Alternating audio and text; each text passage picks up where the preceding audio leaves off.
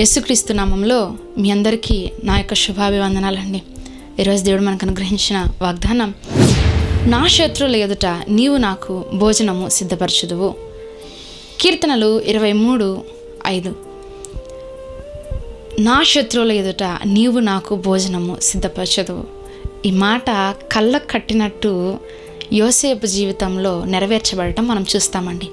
యోసేపు తన సొంత అన్నలే తనకి శత్రువులుగా మారినా కూడా నా దేవుని యొక్క హస్తం అతనికి తోడుగా ఉండటం వలన భారీ ముందే అతడు ఉన్నత స్థానంలో ఉండటం దేవుడు చేశాడు. అలా నిలబడటం కూడా దేవుని యొక్క కృప వలనే అయినదండి. ఈరోజు ఇంకొక విషయం నేను మీకు జ్ఞాపకం చేయాలి. అదేమిటనంటే మోషే అన్యాయంగా ఇద్దరు సహోదరులు అక్కడ కొట్టుకుంటున్నప్పుడు ఐగుప్తు దేశంలో అక్కడ మోషే వెళ్ళి, మీరు ఎందుకు ఈ విధంగా చేస్తున్నారని అడిగినప్పుడు, మా మీద తీర్పరినిగా నేను నియమించిన వాడెవడు, నువ్వెవరు మాకు చెప్పడానికి అని అన్నారు. కానీ అదే మోషే తిరిగి మరలా హోరేబు పర్వతంలో దేవుని కలుసుకున్న తరువాత అతడు దేవుని చేత ఏర్పాటు చేయబడిన వ్యక్తిగా తిరిగి వచ్చినప్పుడు ఏ ఒక్కరు తిరిగి అతను ఆ ప్రశ్న వేయలేకపోయారు. ఎందుకనంటే దేవుడు అతని చేత చేయించినన్ని అద్భుత కార్యాలు, ఆశ్చర్య కార్యాలు కనీసం ఆ ఫరో దగ్గర ఉన్నటువంటి మెజిషియన్స్ కూడా చేయలేకపోయారండి. ఆమేన్. ఈరోజు దేవుని హస్తము తోడుగా ఉంటే నీ శత్రువులు ఎదుట దేవుడు నీకు భోజనం సిద్ధపరచగలిగాడు అని నువ్వు చెప్పగలవు.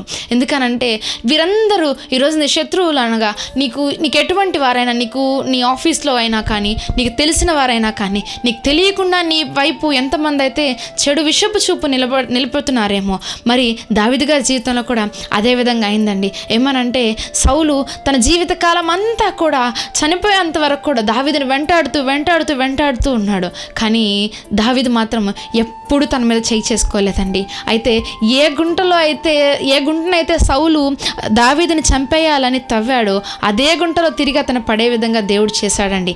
అంటే దానికి అర్థము, ఈరోజు ఎంతమంది అయితే నీ కుటుంబం వైపు, నీ వైపు వ్యతిరేకంగా తిరుగుతున్నారో వాళ్ళ యొక్క పన్నాగాల్లో, వాళ్ళ యొక్క థాట్స్ ఏవైతే బ్యాడ్గా నీ మీద ఆలోచిస్తున్నారో వాటిల్లో అవే వారికి జరిగేటట్లు దేవుడు చేస్తాడు. కానీ అవేవి నీకు హాని చేయవు. వారందరి ముందు నీ పిల్లల యొక్క భవిష్యత్తు నా దేవుడు ఆస్వాదిస్తాడు. నీ కుటుంబం యొక్క భవిష్యత్తుని, నీ కుటుంబం యొక్క నీ ఏ గృహం అయితే నువ్వు కడుతున్నావో ఆ వర్క్ కంప్లీట్ అవ్వడానికి నా దేవుడు నీకు సహాయం చేస్తాడు. అయ్యో నాకు డబ్బులు లేవు షమ్మా, మా వల్ల అవ్వట్లేదు ఈ గృహం కట్టడము అని అంటున్నావేమో. దేవుడు ఈరోజు నీతో సూటిగా మాట్లాడుతున్నాడు. ఇదిగో దానికి కావాల్సిన సమస్తము నా దేవుడు తన మహదైశ్వర్యములో నీకు తీర్చబడునుగా కానీ ప్రార్థన చేస్తున్నాను. కాబట్టి ఈరోజు మోషేకి తోడుగా ఉన్న దేవుడు అతను తన శత్రువులందరి ముందు ఎవరైతే అతను కించపరిచి మాట్లాడారో వారి ముందు హెచ్చించిన నా దేవుడు ఈరోజు నిన్ను హెచ్చించలేడా?